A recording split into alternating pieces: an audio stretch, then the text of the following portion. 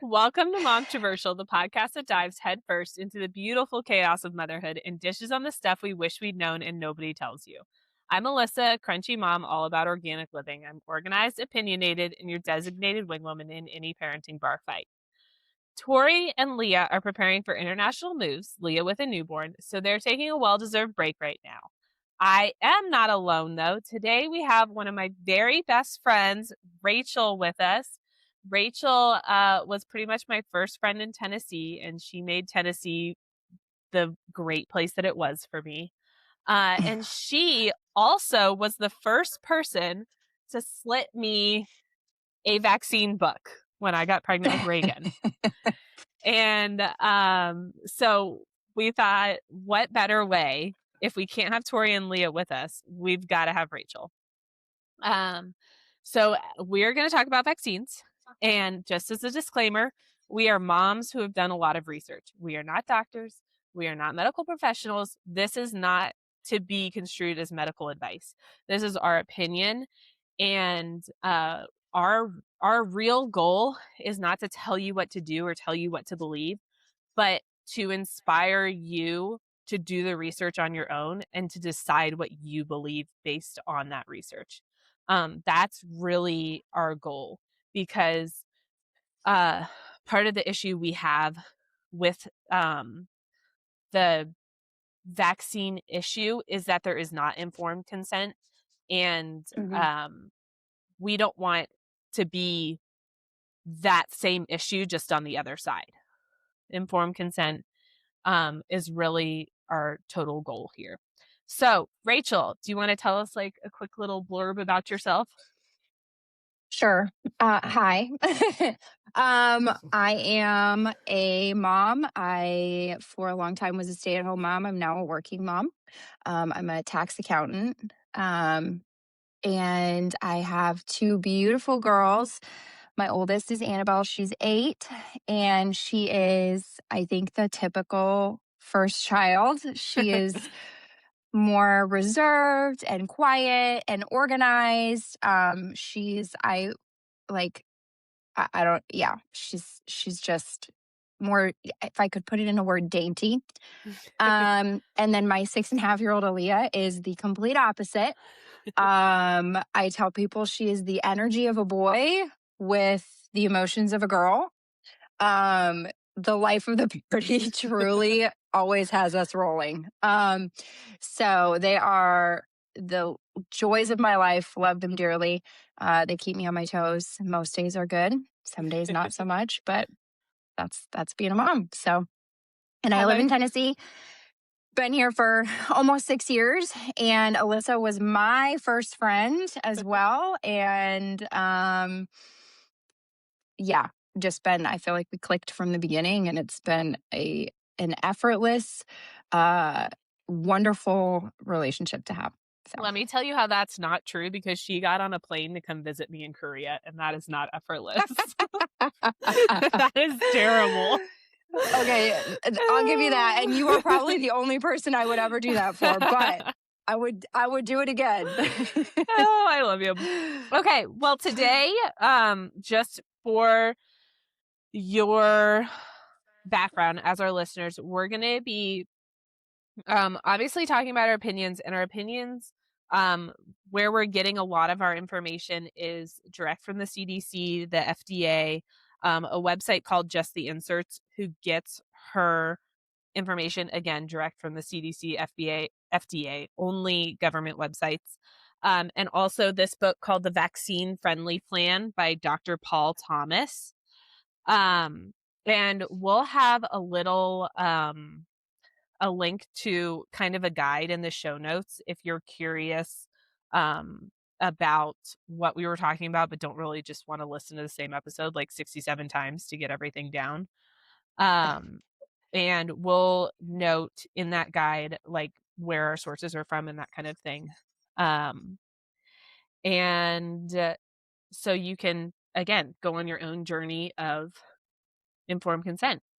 But the first thing I want to talk about today is, why are we even questioning vaccines? You know, why are we questioning that the doctors are not just giving us the best advice for our kids. Like, why is that even a question? Because it shouldn't be a question, right? Like, we should Yeah.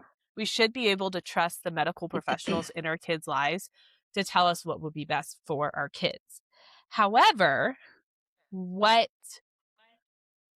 a lot of people don't know is that insurance companies, pharmaceutical companies are heavily involved in medical practices, and bonuses are given to the practices, to the doctors, based on, in our case, since we're specifically talking about vaccines, vaccination rates. Which is why possibly if you have declined or delayed vaccines, your pediatrician has said, we can no longer see you. So we just wanted to talk about that at first. I have personally not had this issue because up until recently, we always saw military doctors and they can't really refuse to serve you. Yeah. But Rachel, I'm curious if you've ever had to leave a pediatrician because of that. Um, I did not specifically leave a pediatrician for that reason only. Our first pediatrician, she allowed, so I started out doing a delayed schedule, Mhm. and with my oldest, and she allowed it. She wasn't necessarily thrilled about it. Um, but I think because I was still vaccinating to some level, um, she really didn't put up too much of a fuss about it. Mhm. However, I think it was my daughter's 7-month appointment because we did, and we can get into this more later, but we did delayed. So we did a couple at 2 months, couple at 3 months, couple at 4, couple at 5, instead of 2, 4, and 6. And so at her 7-month appointment, when she was doing the last round of the 2 shots that she was getting, I just remember the doctor kind of writing off some concerns that I had. And then there were just other things where she wasn't super gentle with my Mhm. 7-month old, and being a first time mom. I think we probably are a little overkill. But I just remember feeling like her an overall kind of disapproval. And so I kind of took that as, okay, it's time to move on. My next pediatrician was, we did actually, yeah. The next one was great. He was super okay with whatever schedule I wanted to do. I take that back. The first pediatrician that we saw when we moved to Tennessee, I went to her specifically because I was told that she would do non-vax, because at that point we had decided not to vaccinate at all. And when I went to her, I was told that they would not see us Okay. if we did not vaccinate, if we chose to deny any of them. And um, it was interesting because they were supposed to be a more holistic um, holistic approach pediatrician. So our current doctor, they offer them. They ask if we want them, and when I say no, that's that. And I haven't had an issue since. So I guess that's the long way of saying yes and no. I've had a little experience with it, but Yeah. I haven't. I haven't really put up a fight. It's really just been, okay, you don't want us here. Okay, we'll find somewhere else. Yeah. You don't really want to be where you're not wanted. Mm-mm, Um, no. yeah, we were on TRICARE Prime until we moved here to Arizona, and TRICARE Prime is just like complete, like pretty much, if at all possible, you go on base for medical care, that kind of thing. And Yep. then when we moved to Select, when we moved here, it was the first question I asked the pediatrician. I was like, we don't vaccinate. Do you Yep. care? And she was like, no. And I was like, okay, cool. Yeah. Um, I mostly do well visits as kind of a check the box, so no CPS or no one can come after me and say you're not Same. taking care of your Yep. child. So Yep. I'm not really that invested in like being super connected to my doctor or my pediatrician, if you Same. will. Yep. We have a naturopath that we see up here in Tucson. Uh, if we have like legitimate actual concerns. Yeah. But We don't even we don't even have a pediatrician. They're just Yeah. a family care doctor because in my experience, and I thought this was really crazy moving to Tennessee, being a more conservative state. They have a religious exemption. I came from Northern Illinois. I thought it would be a lot easier to find doctors down here that would allow you the medical freedom that you Yeah. wanted. And it was almost impossible. I have to drive to Nashville Interesting. for their doctor, but we don't even see a pediatrician because I could not find a specifically a pediatrician who would see my kids not vaccinated. So we just have a family care doctor. And I mean, they're more holistic, kind of similar Mhm. to what you were saying. I don't know if they would be considered a naturopath, but integrative functional medicine. So, Yeah, I love that. yeah, yeah. Kind of crazy, but whatever. So we're gonna keep going on our, I guess we're kind of building a background, and then we're gonna go through kind of each interaction or appointment with a doctor where you would be offered vaccines. So like what you would be offered at birth, we'll talk about those, then 2 months, and then 4 months and 6 months kind of um mirror 2 months and that kind of thing. So we're just going to go that way, and this is going to be a couple episodes, I'm sure, because there's just so much. Hmm. But the next thing I want to talk about in our foundation that we're establishing is the 1986 National Childhood Vaccine Injury Act. That was signed into law by Ronald Reagan. And essentially, it created pretty much complete immunity from lawsuits, even for design effects or side effects for these pharmaceutical companies who are creating these vaccines. So to be clear, these companies that are making trillions of dollars on vaccines, that are spending millions and billions of dollars to try and convince us to get these vaccines, have no liability if something were to That's, happen. that's really crazy. Yeah. I think this might be one of the only, like, I don't know, topics, Mhm. or I don't know what word you want to use, where that exists, Yeah. where you have these massive companies standing to make so much money and basically liability free. I mean, I don't Yeah. know any other profession or situation in which that would ever fly. Yeah. Well, they actually, funny that you say that, because they actually just tried um, to do that for glyphosate manufacturers. And it was Hmm. struck down in federal court, or maybe it wasn't struck down in federal court, but it was negotiated out of the bill that is Okay. being passed because I Huh. think it was struck down in federal court. They said that's not okay. They were trying to essentially give that same immunity of any side effects, anything that could happen from um, glyphosate to those companies. And the government said, no, we're not doing that. It's But like, let's remove the yeah, liability for the very things we're injecting yeah, into our babies, our yeah. brand new newborns. Yeah. So for anyone who is educated on this, you might know there is like, it's called vaccine court. And there's a vaccine injury compensation program, and there's a website called Yeah. VAERS, where you can go and report side effects. But it is all backed by the government. The companies that are creating these vaccines don't really have any um they still don't have any liability.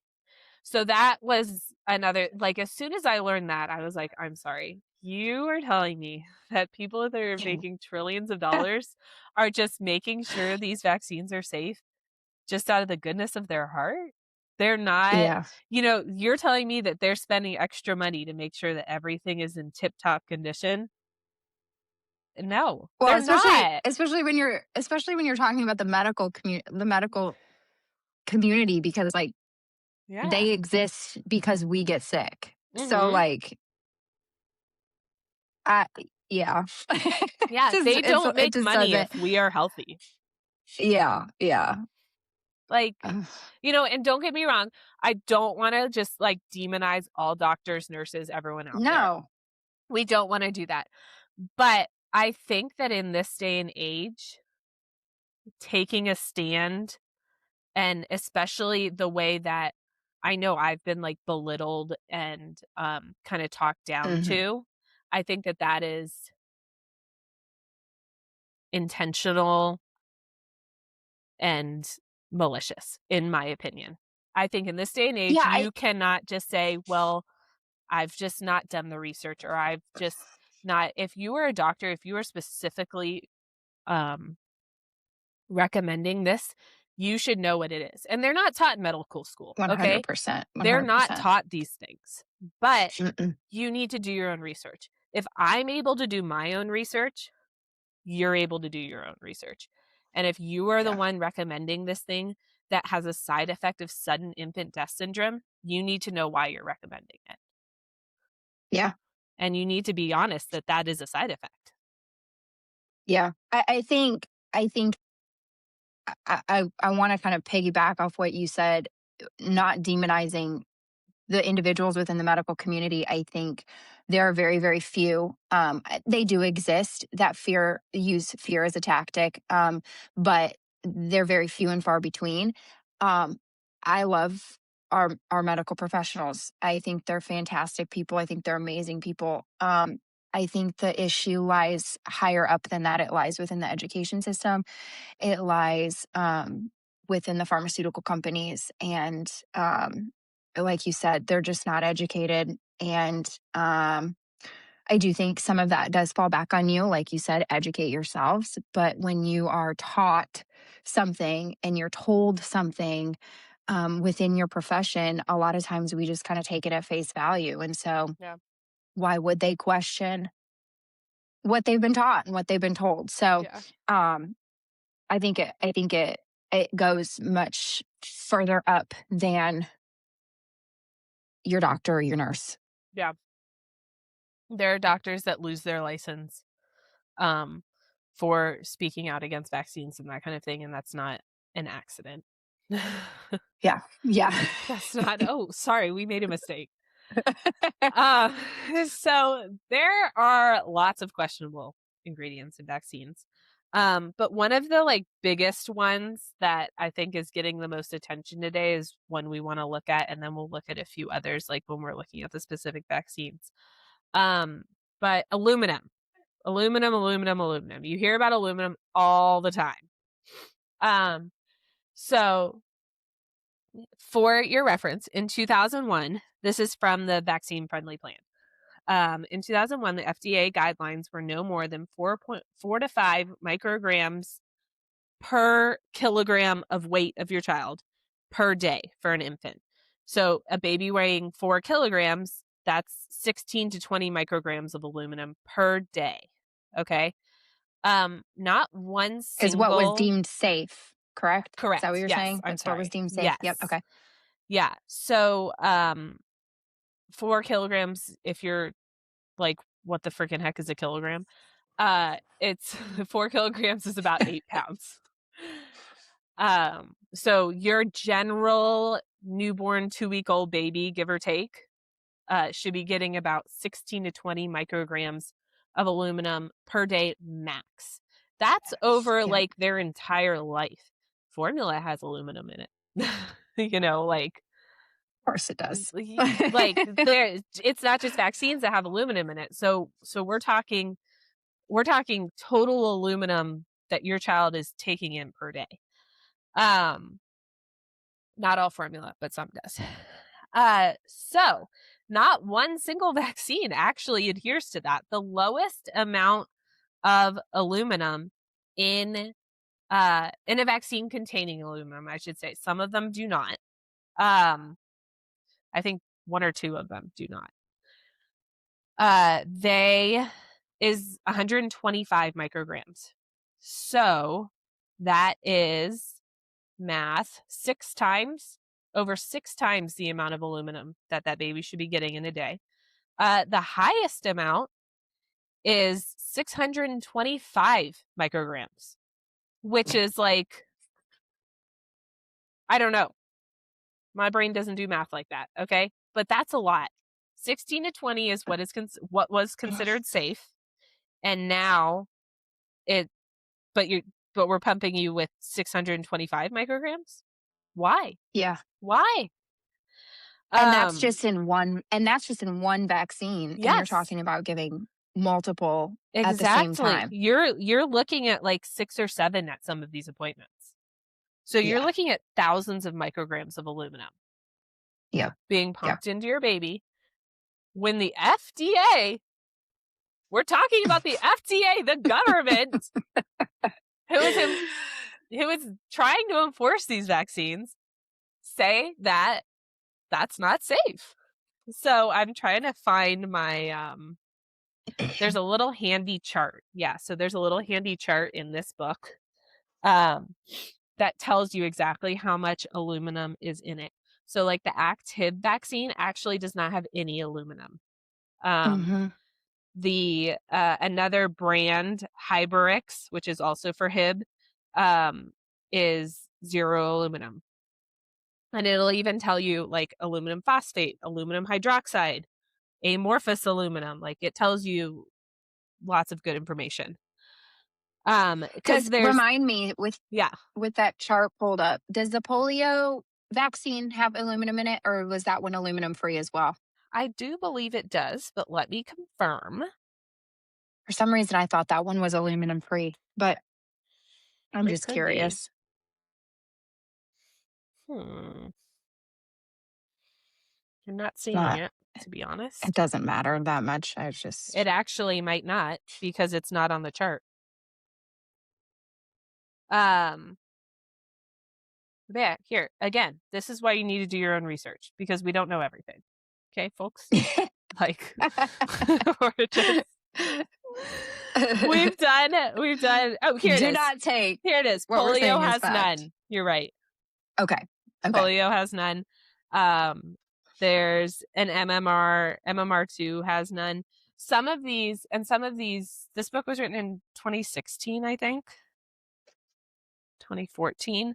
So some of these vaccines have been updated and that kind of thing, which is why going to like the actual FDA insert is a great place to start. 2016 is when it was written. Because things do change. And some of these vaccines that are listed have been taken off the market or put back on, that kind of thing. Because, they were that unsafe that they actually took it off the market. Anyways. That's saying a lot. Yeah. Let's go. Let's start. Do you have anything else to say about that, Rachel? No, I mean, no. That I think was one of the really big things that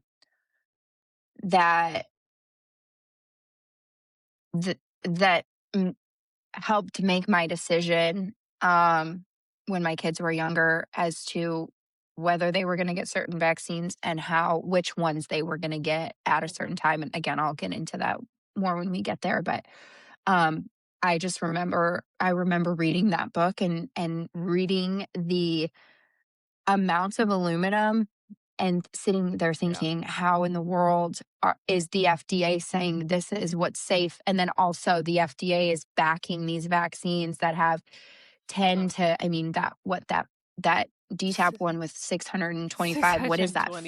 50 times more than what's deemed safe. And we're putting it in our 2-month-old. And then we're doing it 3 times by the time they're 6 months old. Yeah. And that's just one of the 6 that they're trying to give them at one time, one shot of the 6 shots. So I just remember reading that and just being so like blown away with really the conflicting information coming from the same exact source. Make it make sense. That's all we're asking. Make it make sense. And there's speculation that too much aluminum can cause autism.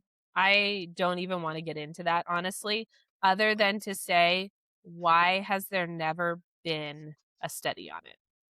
Why don't they do concentrated, like government-backed studies on it?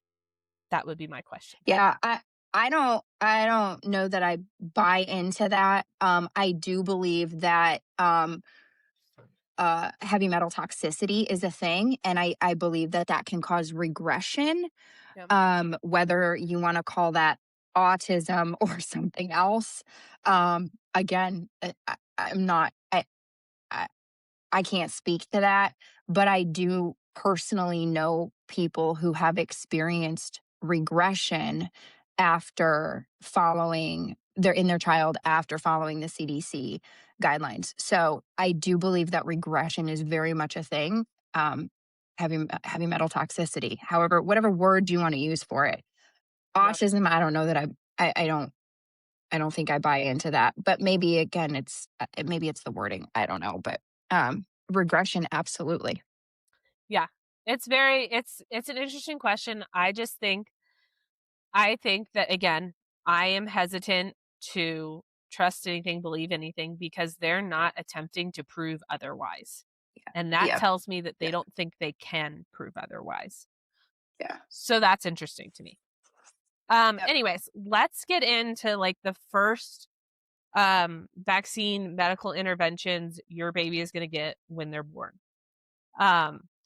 There's three things that the hospital will generally push: the Hep B vaccine, erythromycin, and vitamin K. So erythromycin is this like goop that they put on their eyes to protect against certain sexually transmitted diseases. I don't know about you, but in the military, could be because it's the military, you get tested a lot when you are pregnant for STDs. A lot. I actually, going the home birth route with my midwife this time, I don't think I've gotten tested once. Um, I think I was tested, if I remember correctly, I know I was tested at least twice yeah. um, through my pregnancy, one towards the beginning and then one towards the end. Mm-hmm. So my question. But that was 6.5 years ago was my last pregnancy. So, or 7 years ago. So a lot could have changed. That's fair. I mean, they do that initial like blood, the oh gosh, what do you call it? Where you find out the gender, like all of those things. Yeah. Yeah. That initial blood draw is like there's a lot going on in there. They're testing for a Mm-hmm. crap ton of stuff. Everything. Yeah. Yeah. So I did not deny it with Reagan.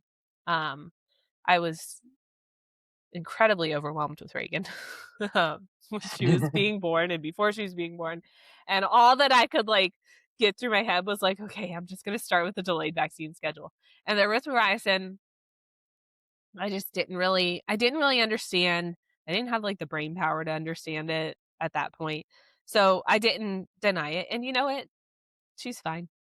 She is. She's okay. However, yeah, I did deny it with Kennedy. And we found out at 6 months when they prescribed it to Kennedy for pink eye that she's allergic to it. It made her pink eye significantly worse and it hurt her eyes. Yeah. So what would have happened if that had been my very newborn baby, you know? Yeah. Yeah. Um, maybe she would have just had eye irritation, but it's your newborn baby. You don't want anything like that happening. Yeah. So we definitely don't do erythromycin anymore. What about you? Yeah, so with Annabelle, I I went into labor with a plan because like you, I knew I was going to be out of it. This is my first kid. So I actually went in with like a written birth plan, gave it to the doctors. And I was denying all three. Erythromycin and hepatitis B, they're both for sexually transmitted diseases that you get tested for. And I didn't have any. So completely pointless. Um, and I'll share my story about the Hep B in just a second. But vitamin K, I had purchased an oral one to do. So I had planned to do that. I had purchased it ahead of time. So when I went into labor, the OB that was on call, she was from the same office as my OB, but she was not my OB. I had met her once. I didn't like her, but what are you going to do? You're in labor. You don't have a choice. Yeah. Whoever's there is there. And so I told her that we were denying all three. I told her this early on in my labor before it got too intense. Mind you, first time mom, I'm 22 years old. I am in active labor. This woman looks at me and she says, "Do you want your baby to die?" And I was like, "I'm sorry, what?" And she repeats it. She says, "Do you want your baby to die?" And I said, "Why would my baby die?" And she goes, "Hepatitis B can kill a newborn." And I looked her straight in the eyes. And thankfully, I was aware enough to say this. And truly, like, I just think about all the moms who are put in this position who either don't have the goal to speak up, or they're too out of it to speak up, too far into labor at that point to speak up. My heart breaks for them because how scary. But I looked at her and I said, "Do I have hepatitis B? You've tested me twice. Do I have it?" "No." I said, "Okay, so can my baby get it? Can she be born with it?" "No." I said, "Is hepatitis B for anything? The vaccine, is it for anything other than hepatitis B?" "No." "So why would my baby die from hepatitis B if she has no way of getting hepatitis B?" And she just didn't, she didn't say anything after that. And so I felt vindicated later because when at the hospital I gave birth at, when you denied a vaccination, the on-call pediatrician had to come down and, give their spiel, whatever. Yeah. Yes, whatever they have to do.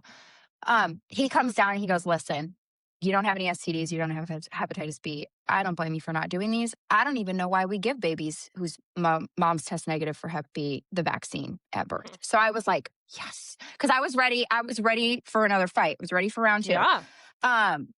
But he did tell me, so my hospital that I gave birth at, they had a policy that if you denied the vitamin K shot, they required you to bring your child, I think it was 2 times a week for 6 to 8 weeks, for them to administer the oral vitamin K to make sure that your baby's getting it. And listen, I get it. They got to protect themselves. I don't blame them. But as a brand new mom, I knew there was no way I was bringing her to the hospital twice a week for 6 to 8 weeks. So we did end up, and honestly, going into it, vitamin K was not the one I was most concerned about. So we did end up doing vitamin K. I actually ended up doing that one for my youngest as well, because it was the same hospital. That's the only vaccine she's ever had. And to go to the erythromycin for a second, I am allergic to erythromycin, not anaphylactic. I don't have an anaphylactic response, but awful migraines, leaves me debilitated for days. So kind of to your point, what might have happened if that was passed on to my kids, they've never had erythromycin, so I don't know. But knowing that I have an issue with it, the potential for my kids having an issue with it. So we did do vitamin K for both hepatitis B and erythromycin. They didn't get either. And I just kind of going back to the Hep B, the whole situation with the doctor, that's the stuff I don't like. Yeah. That's what irritates me about this whole conversation and about that's the doctor, the few and far between doctor that they're going to use fear to try and scare you into something. And I don't know what she had to gain from making that comment. I don't understand why you would make that comment. But the fear mongering of a first-time mom, a young first-time mom who's in active labor, to try and scare her into giving something that she very clearly doesn't want. I came prepared beforehand with a piece of paper. It's not like I was making this decision in the moment.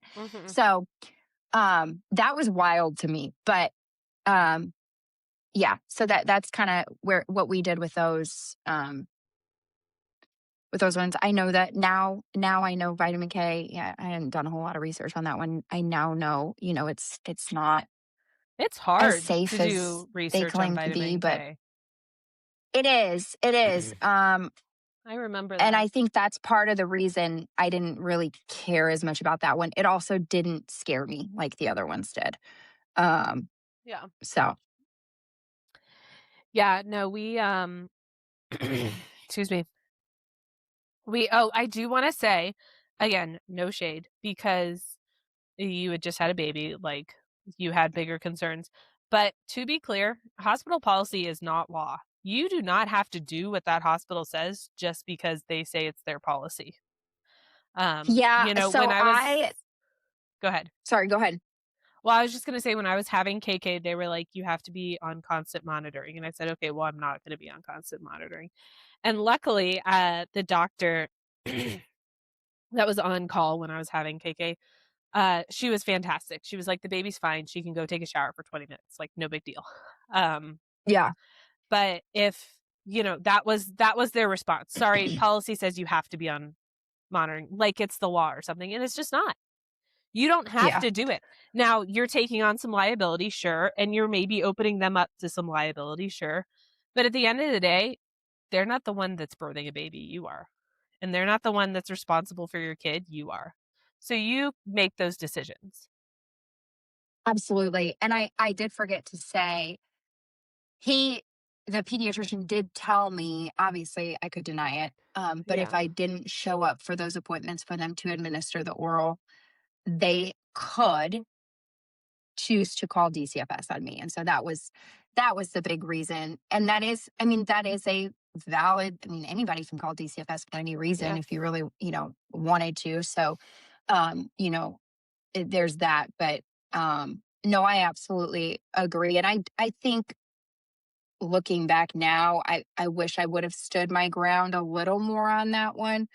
But again, do I wish I would have stood my ground because I really cared a lot about them not having this vaccine, or just for the principle of it, which is Yeah. my child, I'm the mom, I'm going to do what I want to do. I don't know. But yeah, I think that's a really great point that it's not law. They're not in charge of you. Yeah. And I would ask them, if someone tells you something like that, I would say, can you please provide that to me in writing with your signature? Something like that. Because Yeah. as soon as you ask someone, especially like medical professionals, to put something in writing, it's a red flag. They do not want to Yeah. do that. Yeah. And so I would, you want to get out of the hospital as soon as you can, but like, I would not leave the hospital until that. But then again, I'm here for you in any parenting bar fight. Okay. Bar fights are my thing. So like, the principle of it is like my bread and butter. Yeah. Yeah. But yeah, so we did not do Hep B either, with Reagan or Kennedy. And, it was mostly chill. Like you said, I don't have Hep B. I'm not bringing my baby around Hep B. Now, maybe if you live in LA and Spencer Pratt doesn't get elected, you might want to get Hep B for your baby because just walking around. I'm just saying. Well, that was the other thing too that she mentioned, was a daycare setting. So, my children were not ever in a daycare setting. They were not ever in a situation where they could have been exposed to something like that. So I could understand, a mom who has no other option where her baby will be around other people and you don't know. Then I think it's, definitely something you to consider. might consider more. Yeah. But again, most moms have, I don't know, a couple months of, what do you call that? Maternity leave. Maternity leave. So maybe you can delay it, Yeah. If you're not comfortable not doing any vaccines, maybe you're comfortable delaying. Maybe you're not, and that's okay. Maybe you just want to get the full schedule because that's what the doctors say. That is okay. But would love for you to understand exactly what you're doing, because I think that that's the most important thing.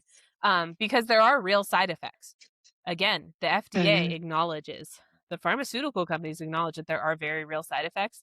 So even if you're getting your baby the exact schedule on the CDC advice, like, I mean, that was me. I received, granted, it was in the 90s, so it was a little different, but like, Yeah. I am okay overall. But knowing what to look for with your baby, you know, I see all the time on like Facebook groups or something like that, like, my baby just got their shots, you know, their 4-month shots. So I'm like, okay, they got DTaP, and they want to sleep a little extra. Can I let them sleep a little extra? Personally, I would never, because SIDS is a listed side effect of DTaP. I would Yeah. not want them to be sleeping extra, Yeah. you know, but I know the side effects, you know, if you're aware of something, there's a lot you can do about it. Knowledge is power. Mhm. Yeah. Yeah.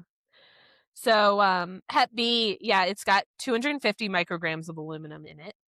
So that's, I don't know, what, 10 times the amount that your baby, assuming your baby's 8 Well, pounds at birth, that they I should be was going to getting. say, yeah. I Yeah. mean, if your baby's 8 pounds, that's actually almost 20 times the amount they should be getting if Yeah. you're See, going this is by why the I'm not doing the 16, math. So, by the 16 micrograms. I mean, but it's about somewhere between, yeah, you know, that's a 15 to 20 lot. times. Yeah. Regardless, it's way too much.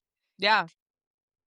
It's Some, and here's what it blows my mind even more yeah. is um they tell you not to take your baby out in public because they might catch a cold. Not Hep B, a cold.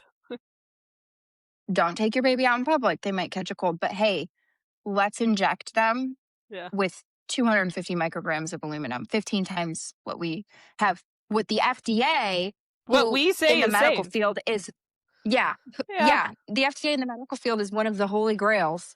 So, like, Yeah. it's again, it's that contradictory information coming from the same source, and you're like, wait, this doesn't. And that was one of the reasons we didn't even talk about this, but getting vaccinated during pregnancy. I know they Oh, yeah. recommend getting the DTaP vaccine Yeah. during pregnancy so that it passes through to your baby to protect them for the first 2 months. And that's really where I started, that along with my mom, is really where I started questioning things, because I'm sitting here thinking, I can't eat cold deli meat, but I can have this vaccine that is going to pass through to my Yeah. unborn baby, my Mhm. developing baby. So that's kind of where I started to question things, and then it just kind of continued. It's just this overall pattern of inconsistency and contradictory information coming from one source. Mhm. No, and that's a good point. We should talk a little bit about pregnancy. So Tdap is the adult version of DTaP, and that's what they want to give you when you're pregnant. I never questioned vaccines. Just a little bit of my background. I never did until COVID. And I was like, well, I'm not getting that COVID vaccine. No chance. Then I got pregnant, and the doctor, the midwife at the Army hospital was like, you really need to get the COVID vaccine. I was like, how can you tell me this? Like, how? There's just like, I don't understand. And then Rachel, I was helping her like clean out her house or something. Like, you were just like going I through think you were books. helping me move. Yeah, yeah. Yes. And she was very gently, she was like, I have this book. If you would like to read it, you can. Or if you just want to take it and not read it, it's up to you. And I really probably would have said no, except for COVID. I think COVID, Yeah. I mean, I know if you look at the stats, like COVID was their downfall. COVID Yeah. started this I think whole snowball for so many I think people. it really forced people to educate themselves, to Yeah. start to question things, Mhm. which is exactly what we want. Yeah. So yeah. It's crazy. But yeah, one last thing on Hep B. Was apparently a 2013 study showed that by age 16, the majority of children, over 50%, who were given the hepatitis B vaccine as infants were no longer protected by 16 years old, Hmm. when arguably you might need a Hep B vaccine. Yeah. Yeah. That could be That's when it it, might be necessary. yeah. It's interesting you say that, because I was telling my mom I was going to do this, and Yeah.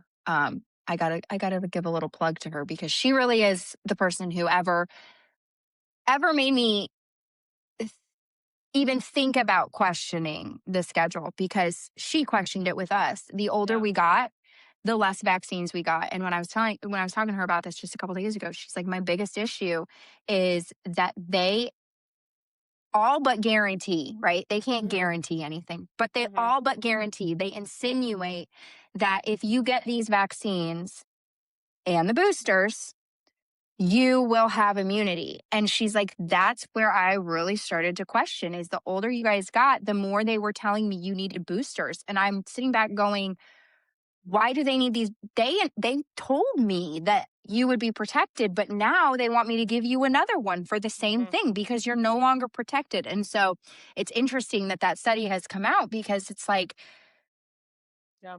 wow, uh, uh, we shouldn't have to keep doing these things. We shouldn't have to keep getting them. If they work, they should work. Yep. Yeah. So So true. I So yeah, don't know. we did not do um excuse me, we did not do Hep B for either girl. Vitamin K we did do with Reagan. There is an aluminum and preservative free vitamin K that Dr. Paul in the Vaccine Friendly Plan, he does recommend it in the book. I'm not sure if he recommends it now because again, it's been 10 years. Um, Yeah, but I believe he's completely anti-vaccine now. I I think don't you're think right. he even offers them in his practice.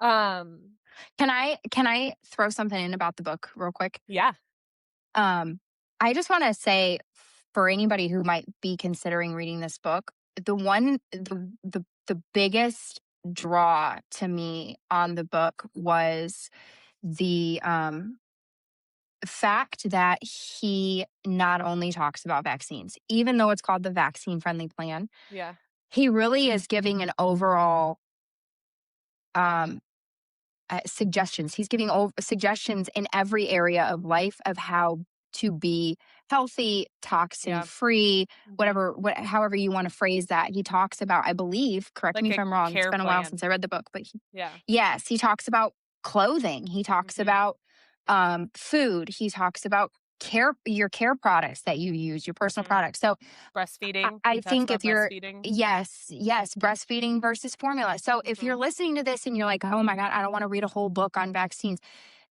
it really helped me. For me, it eased my mind of like, oh, this is going to be some biased book about vaccines, Yeah. because No. the whole book is not about that. He really Yeah. talks about a big picture approach, looking at every area of your life. So just kind of a little plug, even though he is anti-vax now, um, it really is a great, um, it really is a great source for Yeah. a lot of different areas, especially for new moms who have a lot of questions. Yeah. And I would say, even though he gives his recommendations, I would say that he's incredibly neutral in it. Very much so. Incredibly neutral. Like, and Yep. he does say a few hard things. Like at one point he was like, well, you have to make the decision as the parent. You are either saying, well, my baby could get this vaccine and get SIDS and die, or my baby could not get this vaccine and get whooping cough and die. Like, you Yep. have to understand it's pure informed consent. Like, Yeah. he really does a And I great don't know job of about that. you. I don't know about you, Liz, but that's something, excuse me, that's something I really wrestled with Yeah. in my decision of going from the delayed schedule we were doing to completely Mhm. no, not vaccinating at all. I cried. Shocker. I'm super emotional, so I cry all the time. But I mean, there were nights that I cried from the stress of Yeah. feeling this weight of, I could potentially be hurting my baby either way, right? Yeah.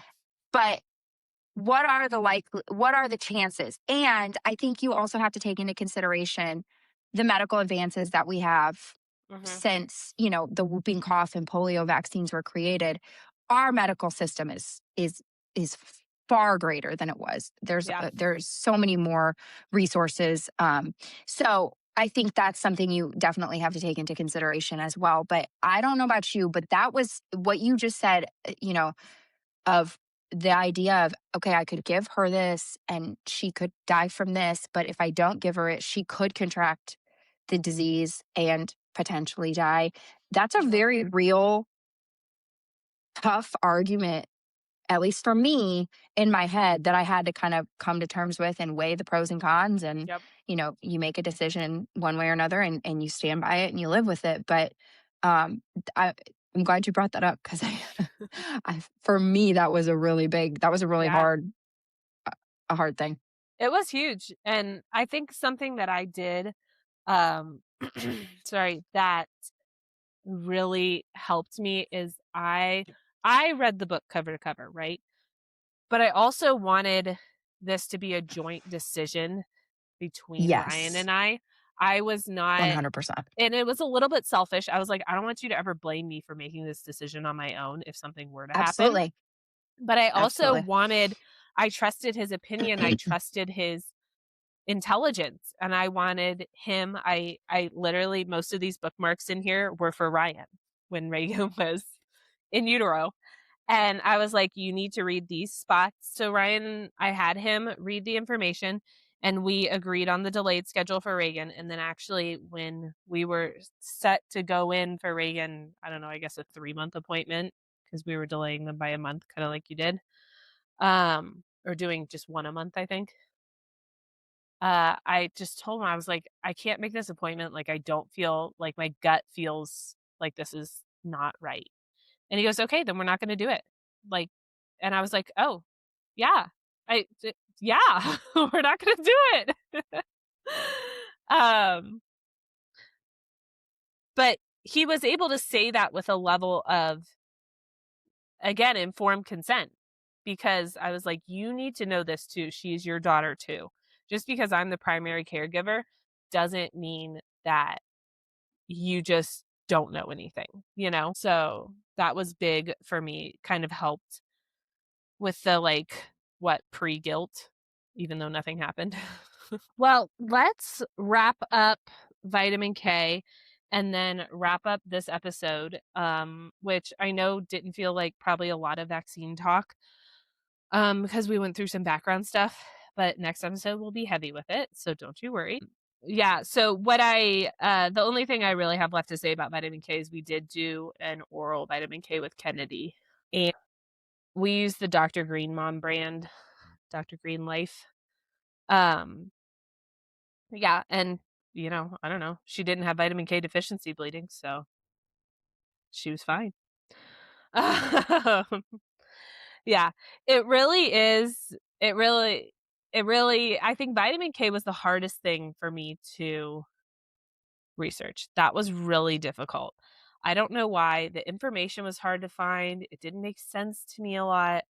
But yeah, so we have the vitamin K for this third baby. We're going to do the oral, the same one again.